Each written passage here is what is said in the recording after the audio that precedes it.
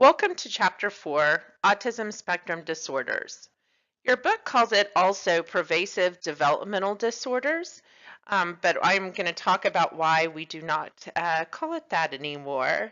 So this is a continuation of our marathon of disorders that can affect communication. So this new disorder that we're talking about, autism spectrum disorders, is so different in its characteristics, it gets its own chapter. So now, remember that this book was published in 2012 before the latest diagnostic criteria for ASD was written, which is the DSM-5. So the diagnostic criteria for autism drastically changed between the DSM-4 and the DSM-5. So some of the information in your book is outdated. I will let you know when there are differences. Your book accurately describes ASD in most areas, but yeah, I'll let you know.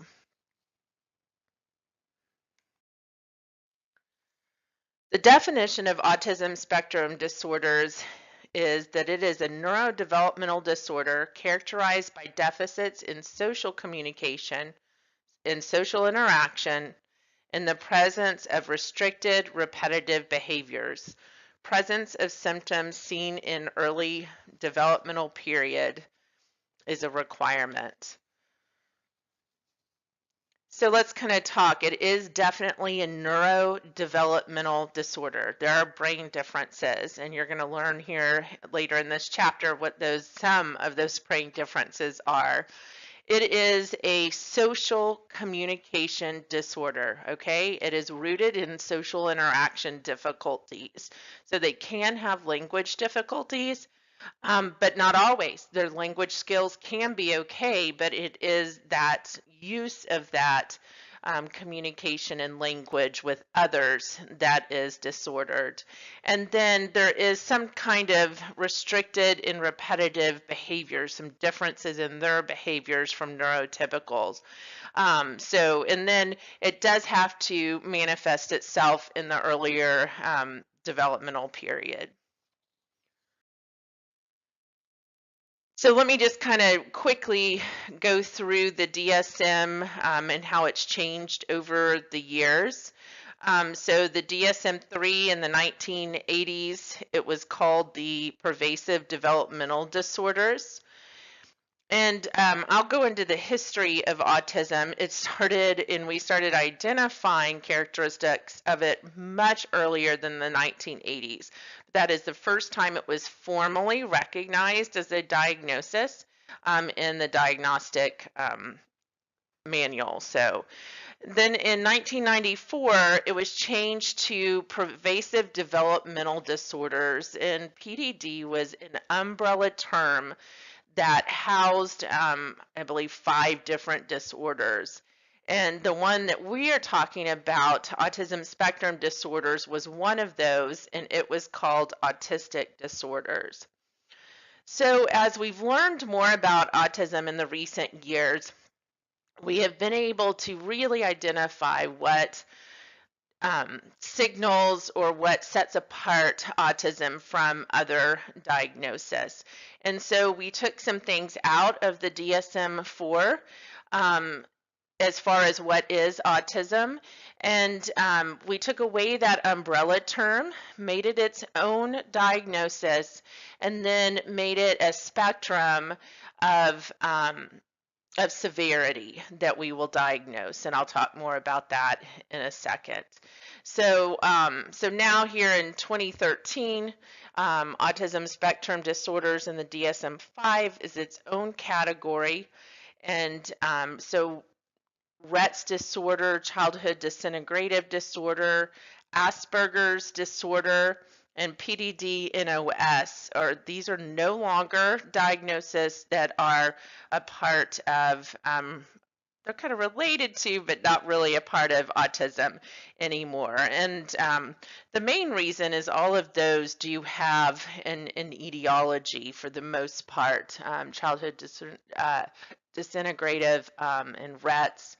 So yeah, so then because as you're going to find out, autism, we do not have an etiology yet. So I think Temple Grandin does a great job talking about the history of autism. And so watch this video, go to your materials section and watch the video and then come back to this PowerPoint video. Temple Grandin is probably the most famous person with autism, and she is a great advocate for autism and the individuals.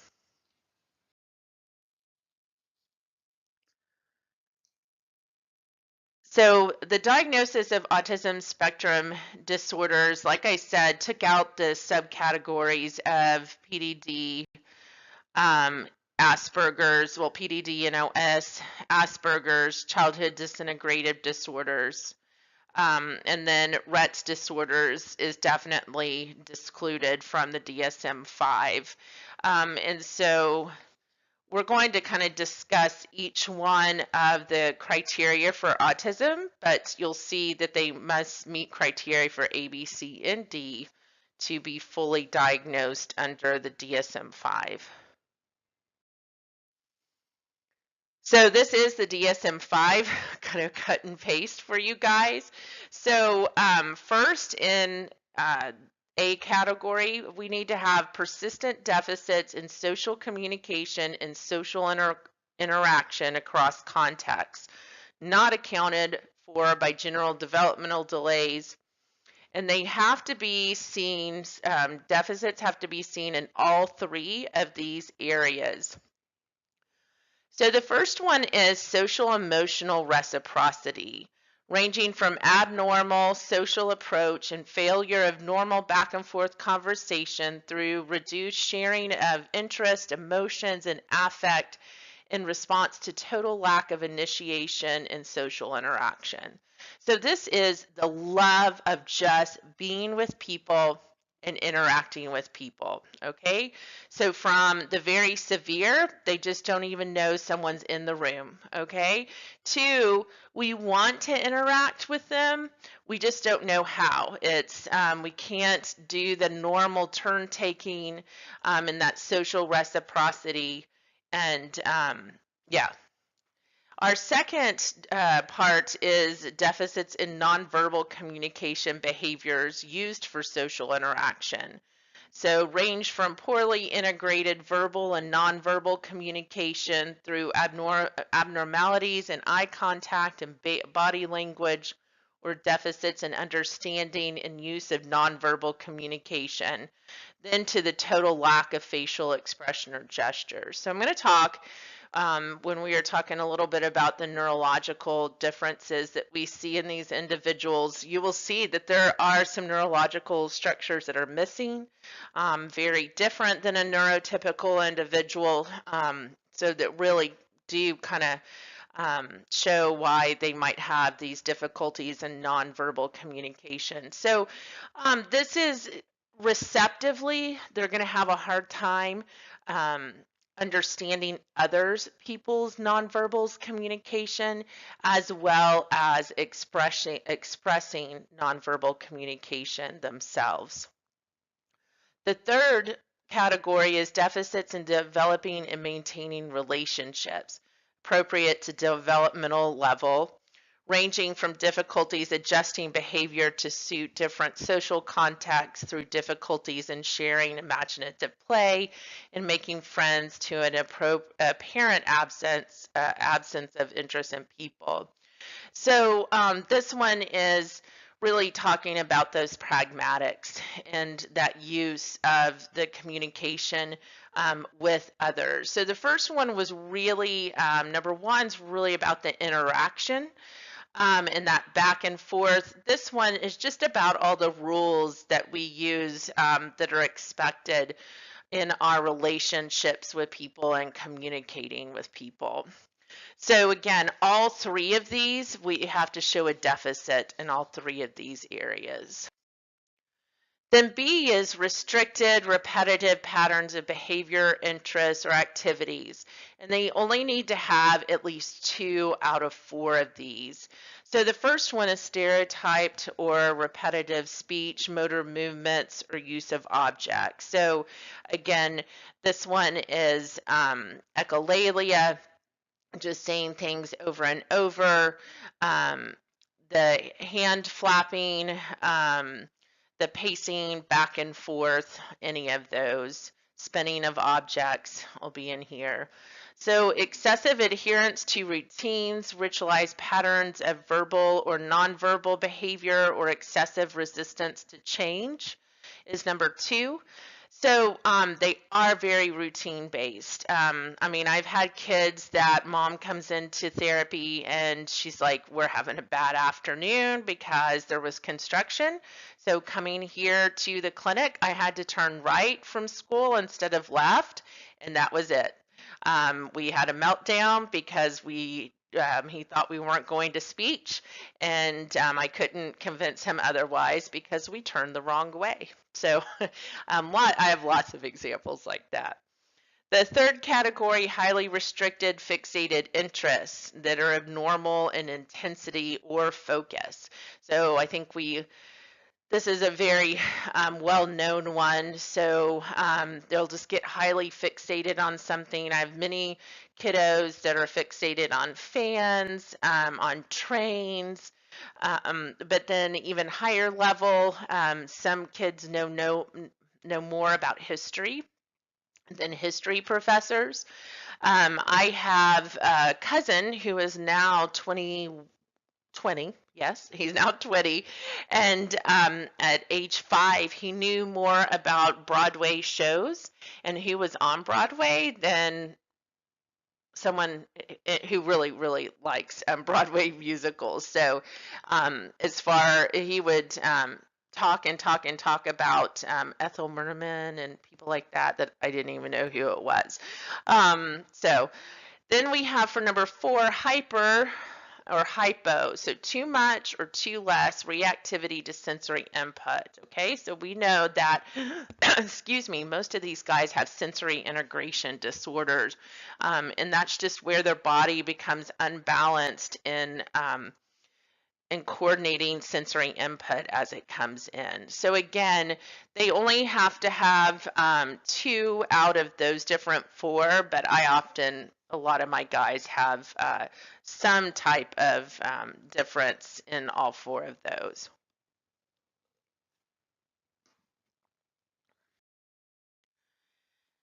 Then they had to show deficits A, B, C, and D. So C is symptoms must be present in early childhood, and then symptoms together must limit and impair everyday functioning. So besides collapsing some of the categories, taking these other disorders out of that big umbrella term, is they added severity ratings. So they have level 3, level 2, and level 1.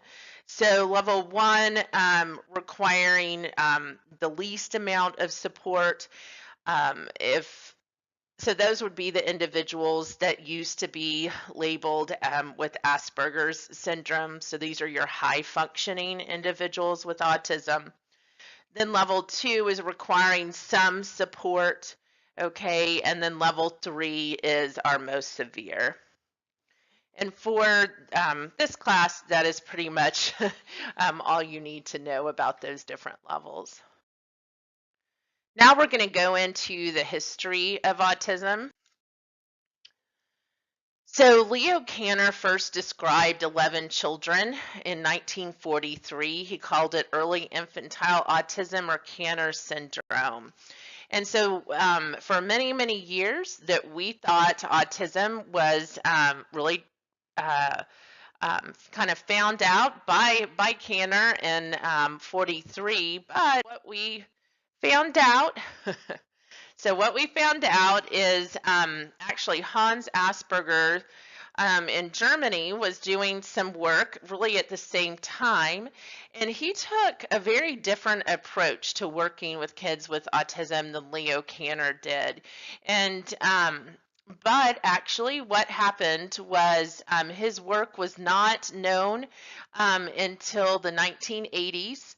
and his work was translated into English. Um, so, oh, I'm just blanking on it. Steve Silverman, hello.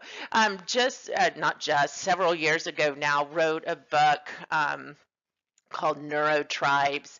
And he spent years and years and years researching the history of autism. And really, our understanding of this history has changed. And so it's a very thick book, but I really recommend reading it, or maybe audio book, because it is just very fascinating what he's learned. So infantile autism first appeared in the ICD and was a subtype of schizophrenia. And then in 74, it kind of changed to behavior disorders of childhood. And then we didn't see the first classes for autism until the 70s. And like I said, it didn't even become its own diagnosis in our diagnostic manual until much later. Now I'm going to go into some of the statistics behind autism. So the CDC currently is estimating 1 in 59 children, and I am hearing that is probably going to, it's going to be even worse here pretty soon.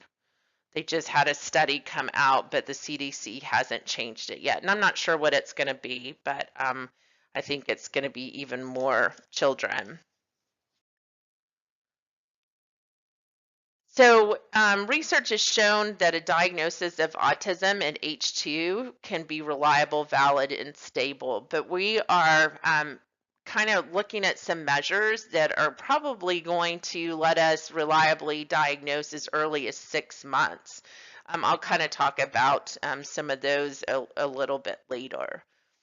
So most children, though, even though we can say we can reliably diagnose it too, they're not diagnosed until after age of 4, though. I think doctors and parents are, wanting to give them time to get caught up, but and maybe not looking for these signs of autism and just looking at the language. And what you're going to see is that the signs of autism are a whole lot not about just the language and the words that they're speaking. So studies have shown that parents of children with ASD notice a developmental problem before their child's first birthday. Concerns about vision and hearing were more often reported in the first year, and differences in social communication and fine motor skills were evident from 6 months of age. So that was really kind of an eye-opening. There was a study that looked at children's first birthday videos. Most parents video their kiddo with the birthday cake, and so yeah, so they grabbed a lot of those videos from their subjects and coded different behaviors that they saw in the kiddos, and that was one of our first big studies on some of the signs that I said that we look for other than just language. So ASD is about 4 times more common in boys than girls. It occurs in all racial, ethnic, and socioeconomic groups, so it is not picky. About half has average to above average intellectual ability. So yeah, for the most part, no ID. So it commonly occurs with other developmental, psychiatric, neurological, chromosomal, and genetic diagnosis.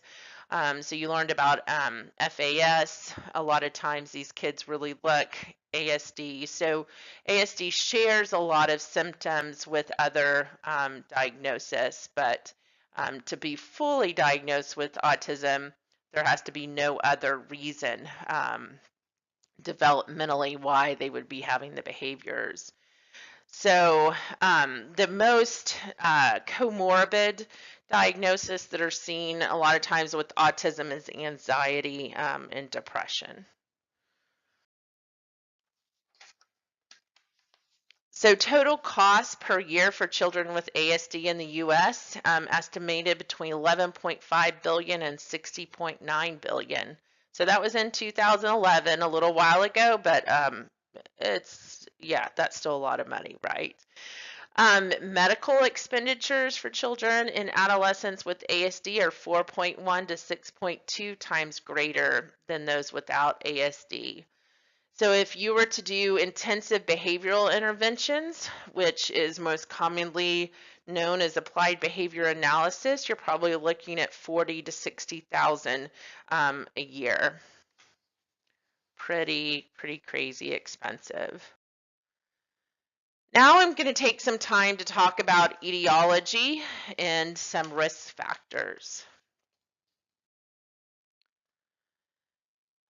So I think I said this earlier, there is not one etiology or one cause of ASD. What the research is showing that there is most likely many causes for the multiple different types and severities of ASD that we see. So what research is showing that there is an environmental component, biologic, and genetic factors. So as far as biological, we've learned that there's a critical period for developing ASD that occurs before, during, and immediately after birth. Older parents, we found, are at a greater risk for having a child with ASD. And then a small percentage of children who are born prematurely or with low birth weight are at a greater risk for having ASD. What we found out with the environment is when taking during pregnancy prescription drugs, some of them can also increase the risk. We're going to talk about the environment. Are we going to talk about, sorry, I need to look at my notes. Yeah, so environment and different toxins also can play an effect in putting infants or kids that are not born yet at risk for autism. So as far as genetics, we see that identical twins, if one child has, then another affected is affected about 36 to 90% of the time. In non-identical twins, if one has ASD, the other has it 0 to 31% of the time. So if you've had one child with autism, then there is a 2 to 18% chance of having a second child who will be diagnosed with autism. And then more common in those with genetic or chromosomal conditions, like I said earlier with Fragile X. So let's talk a little bit more about etiology. So the MMR vaccine was implicated as a possible cause of autism really since the 90s. I've seen it come and go of it is a problem and it is causing it, it is not. So the supporting factors that kind of support that the MMR is a part of it is onset of symptoms coincide with the MMR vaccine. Higher levels of mercury are found in some children with autism.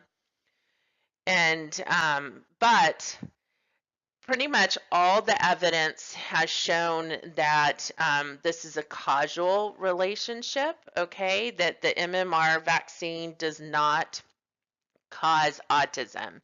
So what the researchers are saying is that pretty much a child could be presupposed for autism, and then maybe they have the vaccine, and that kind of almost just like turns on the symptoms probably, but not that the vaccine just causes them. They have to have some kind of genetic disposition already for autism. Now we're going to talk about the brain and what we are seeing. technology has been very kind to us in autism and has really helped us kind of understand those neurobiologic differences, because we definitely see them. So some of the ones we see are a larger brain size overall. We see a smaller typical brain size early on, then around 2 have a huge overgrowth of the brain, and then we are followed then by slower growth of the brain. So I do want to also point out that, we get that rapid growth in the brain about 2 years. Coincidentally, that is also the time we get the MMR vaccine. They get that, around that time. So, again, is something, who knows? Um, Both white and gray matter of the brain are affected. And they just see, and this is a huge one, is connectivity of the neural networks. So how do their synapses and their neurons fire? They just fire often just in a very different way. The connectivity is not as good. And then reduction in cortical activation to faces. Okay, so they will have them hooked up and show them videos, and usually we'll see more brain activity when in neurotypical looks at a face than in an individual with ASD. So some of the actual brain structures, the cerebellum, we see 20 to 60% less of the Purkinje neurons. So these guys are the communication catalysts with other parts of the brain. So this can affect learning, memory, sensory motor, attention, language, facial processing, and problem solving. We have problems with the limbic system, so they see an increase in neurons as well as reduction in density in that system. This system is highly helpful to emotional social learning. The amygdala is often an abnormal size and affects, of course, emotional and social learning. And then the corpus callosum is smaller, and this supports communication across the 2 hemispheres. Let's discuss just a few more. So the superior olive is sometimes absent, gone. Okay, they don't have one.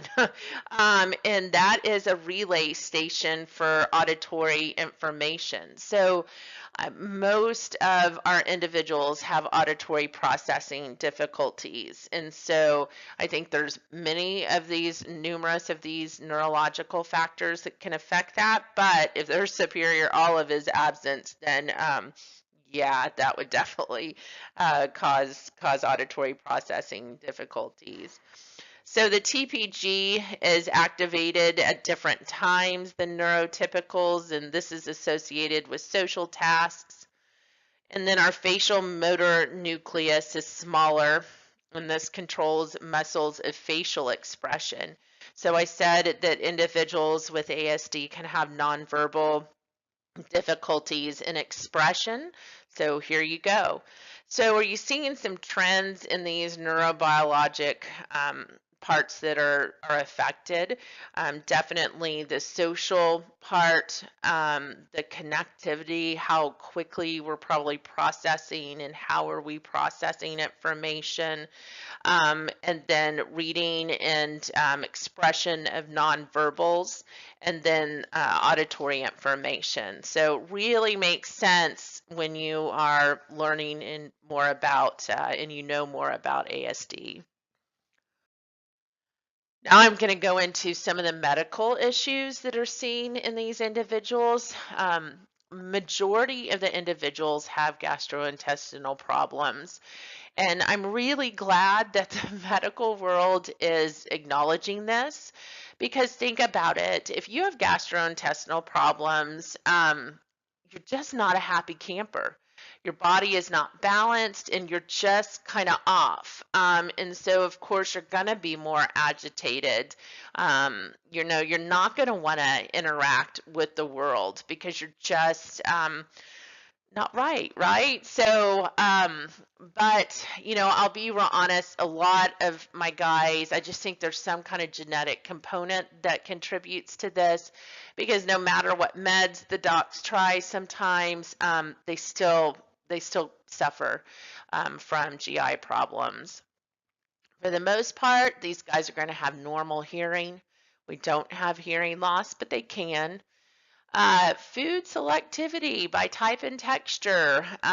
Yes, a lot of them definitely, as part of their sensory integration difficulties, have some food aversions.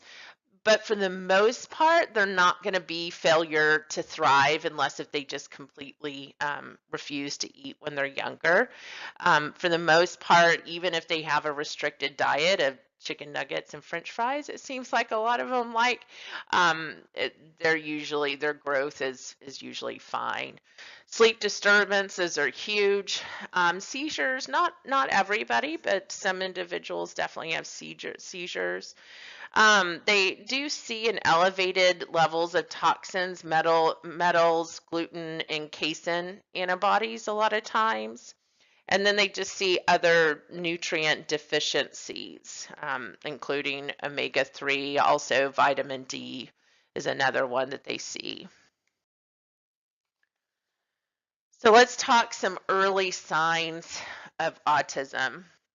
What are we looking for? I kind of told you earlier that even before kids start their first words, we have signs of autism.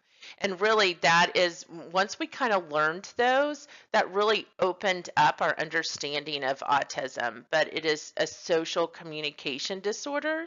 And think how quickly infants are social, right? Pretty much as soon as they're born. So, yeah. So these early signs, we're going to see them 0 to 18 months. A lack of interest in the mother's voice, less engagement in early social communicative behaviors. So those social smiles, those vocalization games. So mom, says something, the baby smiles, and the mom says something again, and that makes the baby that early turn taking, way before words or intent on the baby, on behalf of the baby occur. Those are so important. And really, our infants with autism are not going to be interested in really engaging much with others. So here we go, less reaction to and engagement with familiar people. So we're going to see less eye contact, lack of reciprocal eye contact, and gaze shifts. So less pointing out of familiar things, sounds, and environments. And then they're just going to overall have a lack of complex gestural communication. So they're not going to have as complex of a repertoire. And then whatever gestures that they do have, they're going to use them less frequently. We will often see language development delays. And then poor joint attention. So joint attention is the triad of attention between a person, a child, and an object.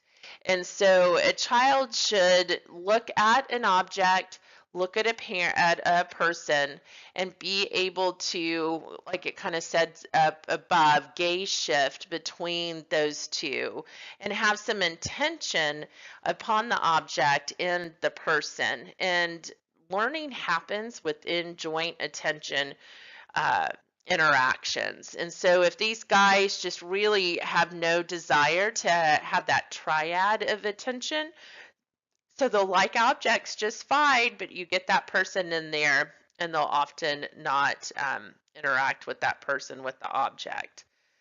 So we also see deficits in symbolic play. So when we start to learn more about their language, you're going to understand that they are very concrete and it's all about the here and now. So it's about what we can see and touch and experience. And so symbolic play, So is not in the here and now, right? And so think about this. Language is a symbolic system, and then you can have symbolic play. So I'm going to talk about later the importance of working on language and symbolic play at the same time. Research has shown that if you work on both, symbolic play and language at the same time, you're going to get an increase in the entire symbolic system, and thus you're going to get language quicker than if you just worked on language alone. So I want you to stop the video now and go to this video by Janet Landa, and she is, I put some good people on videos for this chapter, and she's obviously one of the good ones, and she's talking about the early signs of autism.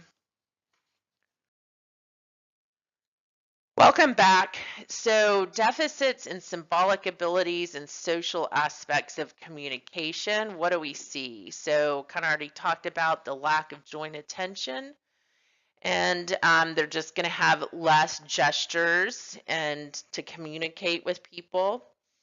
They're just not going to interact and have that back and forth reciprocal interaction. And if they have a breakdown, they're in that interaction, they're definitely not going to know how to repair it. So, poor rate of communication. So, they're not going to just communicate as frequently as a neurotypical. And then I just talked about those repair strategies they have difficulty with.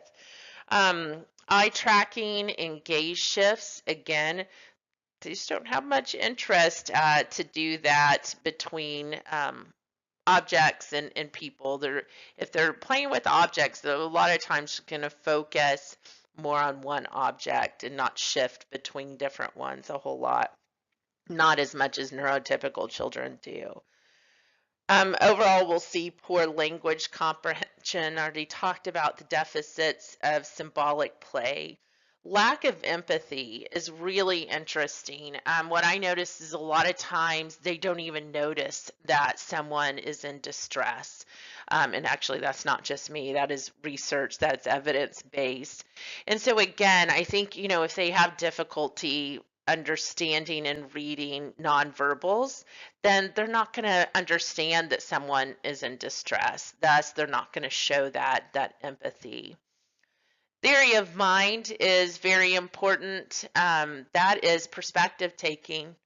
That is a huge deficit, and actually the beginnings of theory of mind they begin in that 0 to 12-month period, but lack of theory of mind and theory of mind deficits are often seen in the higher functioning, definitely starting in the school age, and so they're not going to use that understanding of themselves, their values and beliefs and thoughts, and then what they know about the other person, the perspective of the other person, their values, beliefs, and thoughts, and use that information on themselves and the other person to negotiate interactions. And so that's theory of mind difficulties.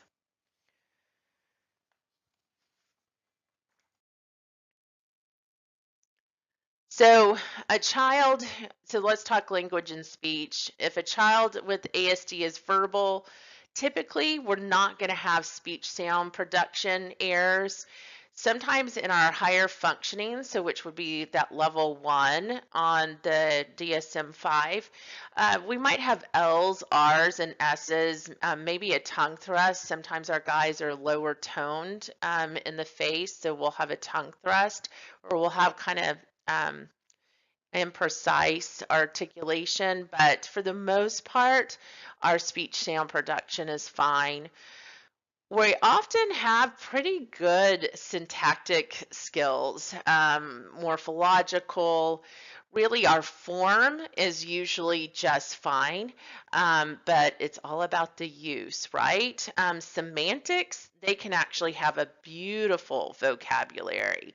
Like I said before, the majority do not have intellectual disabilities. So now I want you to watch this video of Dr. Rhea Paul and another very big one in our field. And this is just going to be a nice overview of kind of connecting a lot of the different things that I've talked about so far. So I will see you in a few minutes.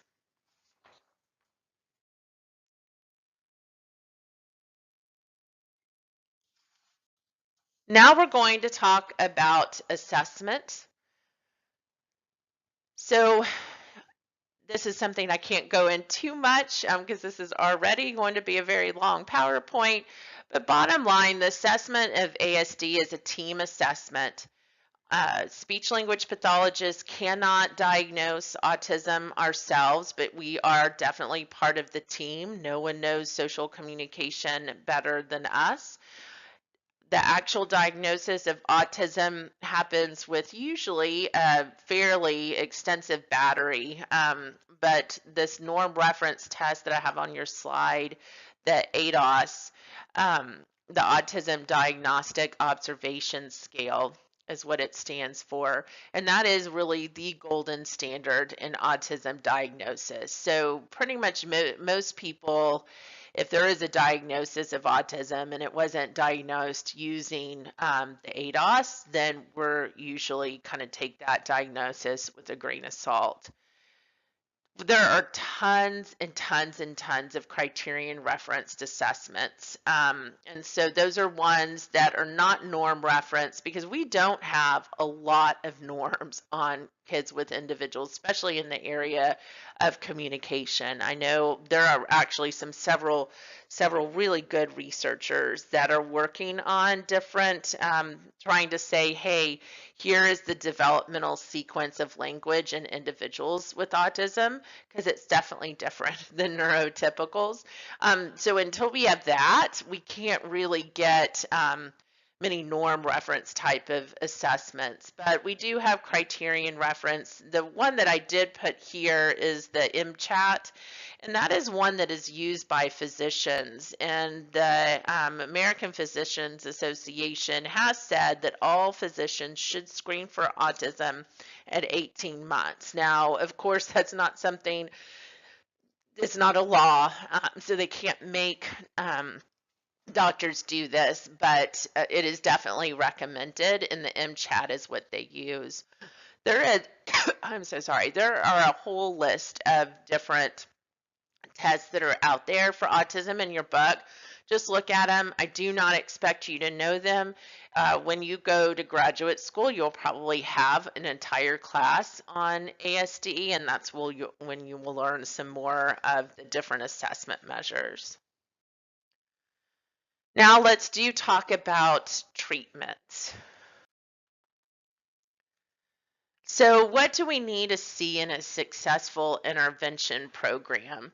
A good one has to support attention, opportunities for imitation, comprehensive use of language, appropriate play with toys, definitely social interaction with adults and peers, and then support for motor planning and sensory input as needed. So hopefully you can kind of see those suggestions really hit all of those areas that we have talked about that have been in deficit so far. We absolutely have to have a highly supportive teaching environment and then opportunities to generalize those skills with decreased adult support. So what we see in neurotypicals is that we can teach them a skill and then they'll pretty much apply that skill to different environments without assistance. And we don't see that in autism.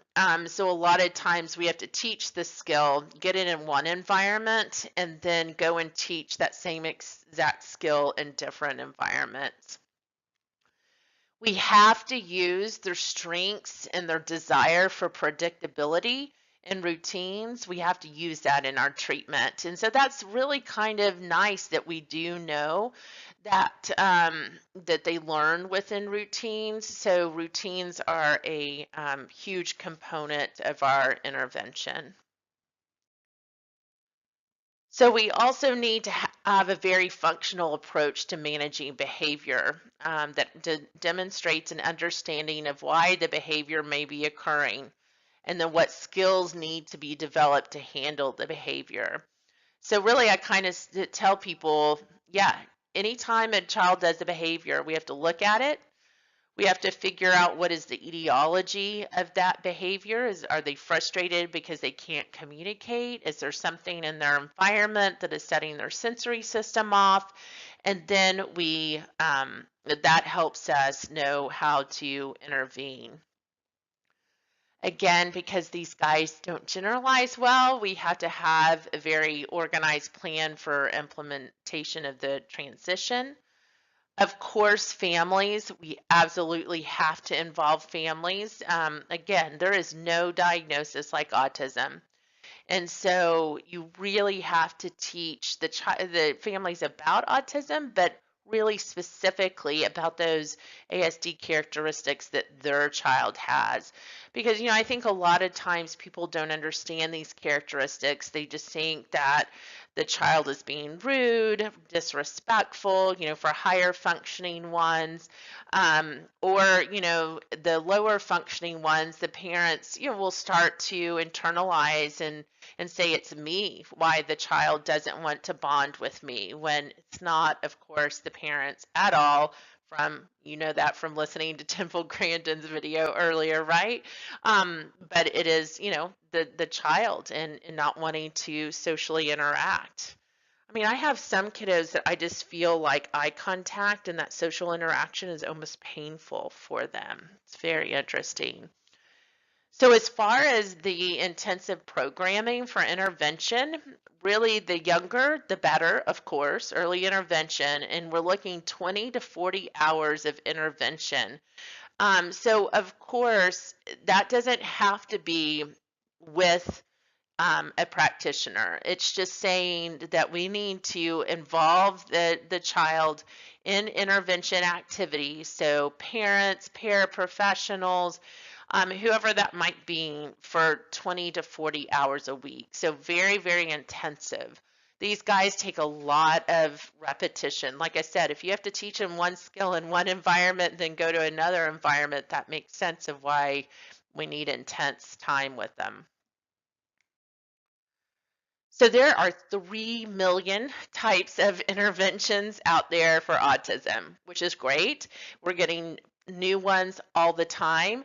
There's not really 3 million, but so I wanted to call your attention to the National Standards Project.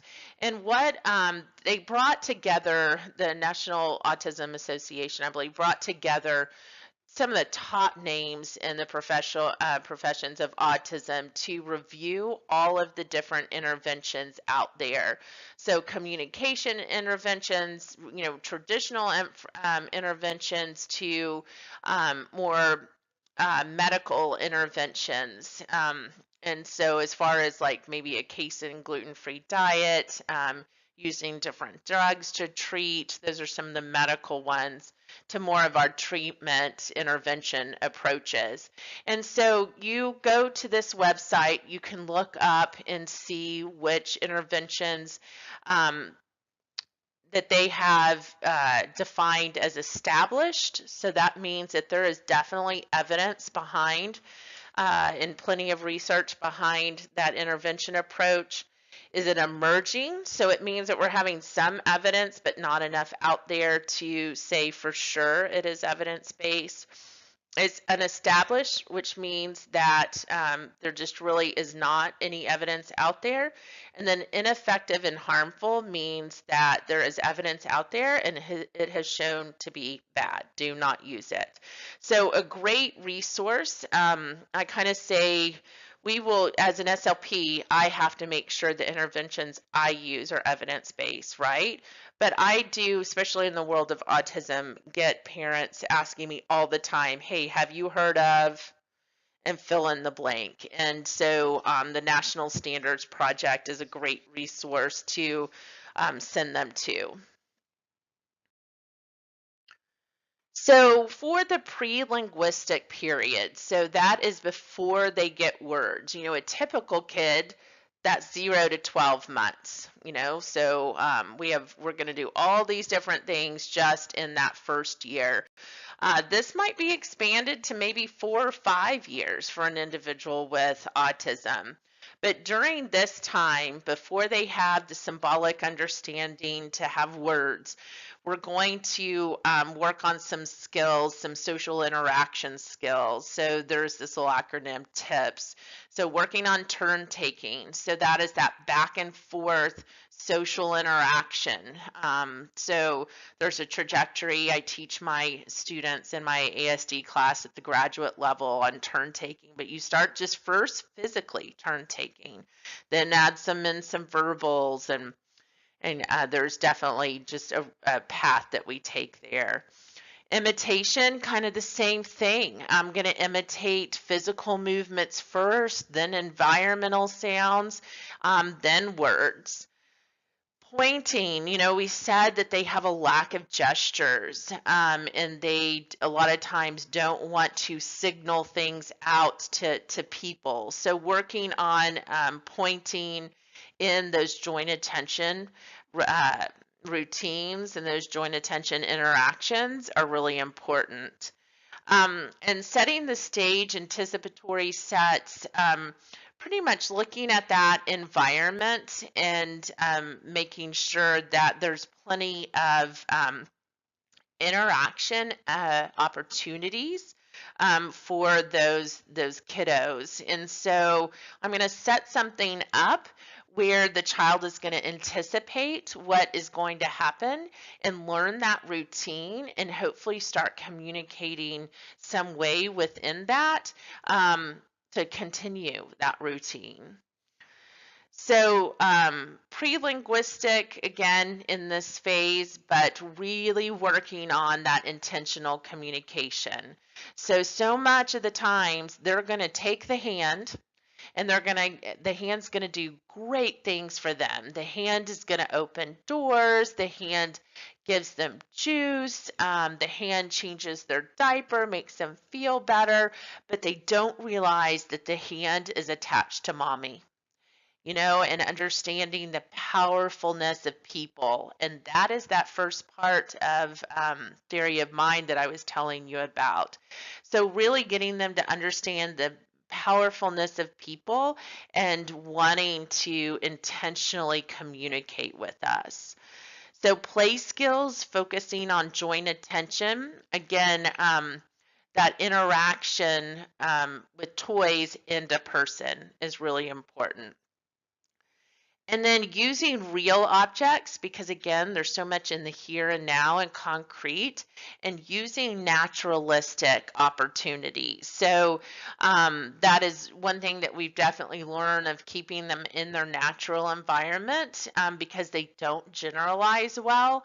So if we just do skills at a table, then that doesn't mean if they do it at the table that they're going to be able to do it in their preschool, right? So that's what we mean by naturalistic opportunities. And then focus on play with others, and then that symbolic play. I think that makes sense to you after what I've said before. Now, your book goes into some different treatment approaches, and like I said, there's 3 million out there, but these are all good ones. I agreed with all of them, very popular, and so I am going to discuss these ones that were in your book. First is applied behavior analysis, and this is one of the first evidence-based treatments in ASD. And it's focused on the principles of first operant conditioning. So if you remember back, you've probably had classes talking about Skinner. And so operant conditioning is looking at that interaction of you have a stimulus, you have a response, and then you reinforce that response. And that's how learning occurs, through that stimulus, response, reinforcement, interaction. And again, it's that routine and doing it over and over, that repetition, they learn from it.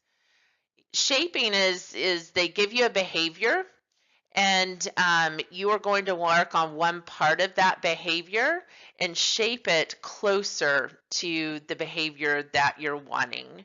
So if they are screaming but gesturing at the same time, we are just going to, we're going to give them a stimulus. If they scream and gesture as their response, I'm not going to give reinforcement to that.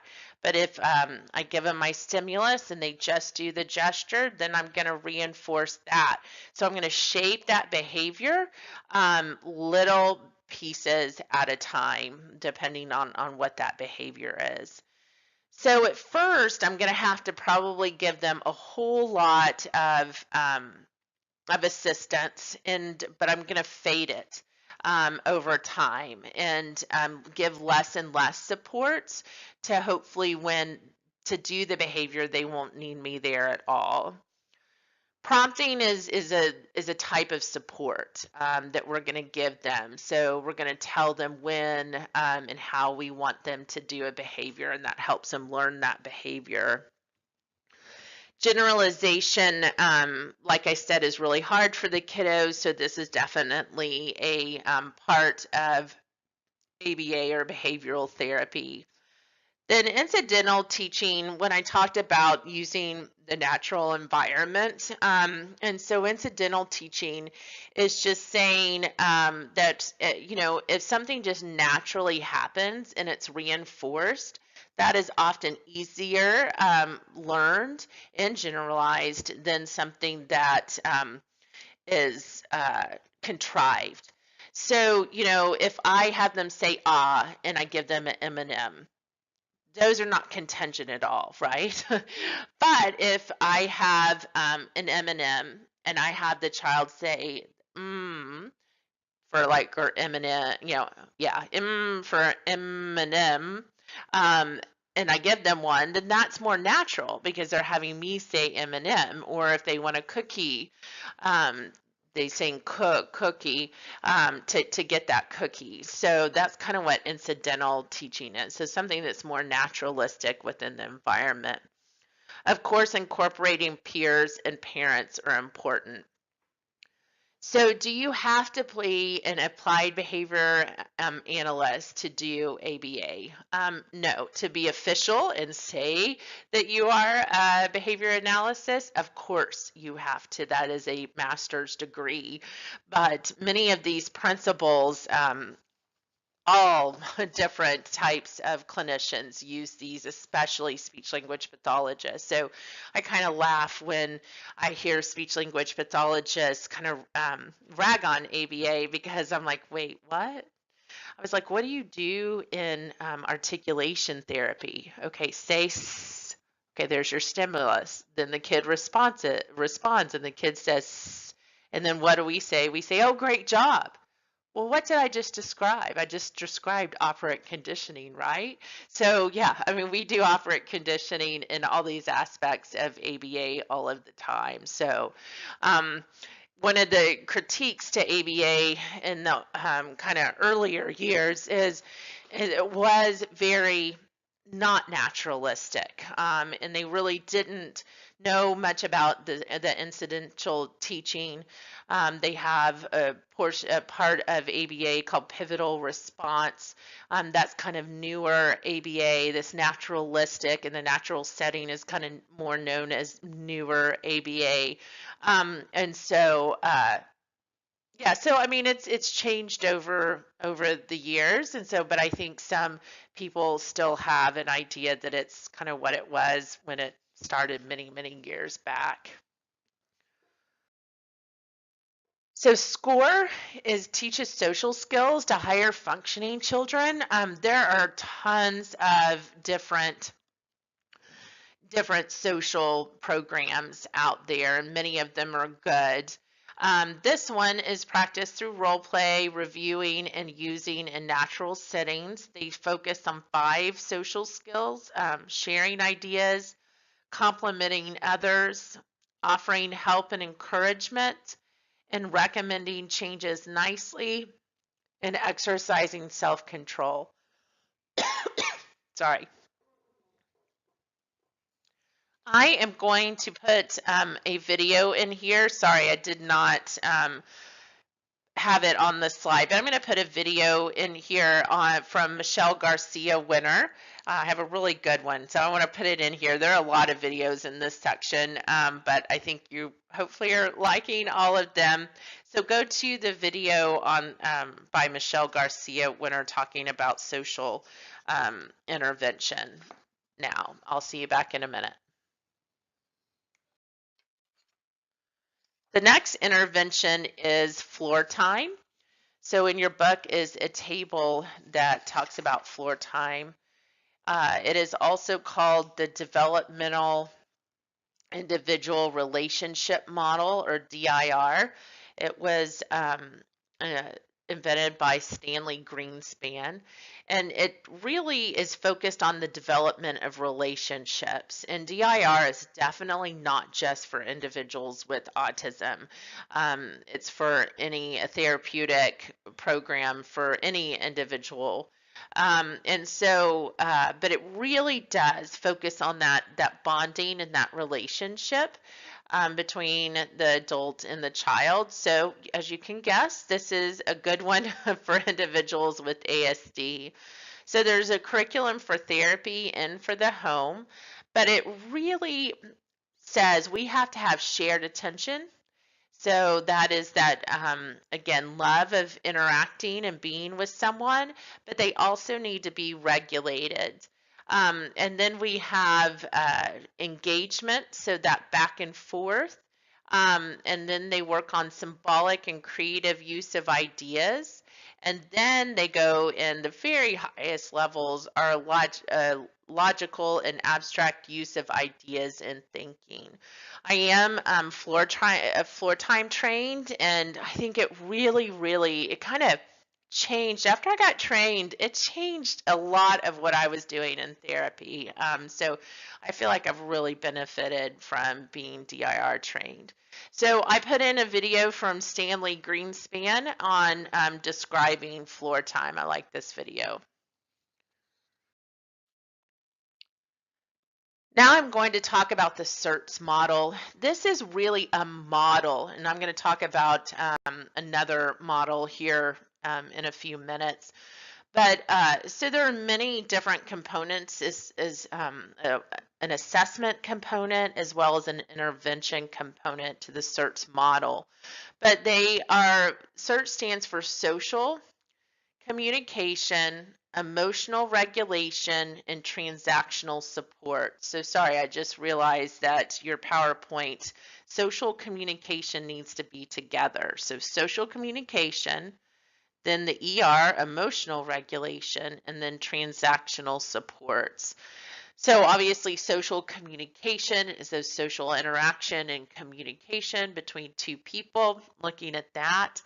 Emotional regulation is individual regulation. So is my emotional and my sensory regulation, as well as mutual with other people, and how do other people help me, and how do I pay attention to them when they try to help me. And then transactional supports is, all the learning supports that are used to help the child uh, learn, as well as the supports for the different individuals that work with the child. So there are 3 stages, and it's based on kind of different levels of functioning of the child. And so the social partner stage is going to be at the lowest level, and it's going to have certain skills in social communication, certain skills in emotional regulation, certain skills in transactional support it's going to look at. Then the next developmental phase is the language partner stage. So we're starting to get some verbal communication, some words. And then conversational stage is definitely the highest level. So the CERTS model was put out before the DSM-5 came out, but we could pretty much correlate the social partner stage to kind of more the level 3, more severe, not really communicating non-verbally with others yet, to the language partner stage, which might be more that level 2, and the conversational stage is partner stage is that we have language, but we're not using it correctly. So that would be that level 1 in the DSM-5. So Barry Prezant and Amy Weatherby, along with a few other people on their team, came up with the CERTS model. So this video that you're going to watch now is a description of the CERTS model by Barry Prezant.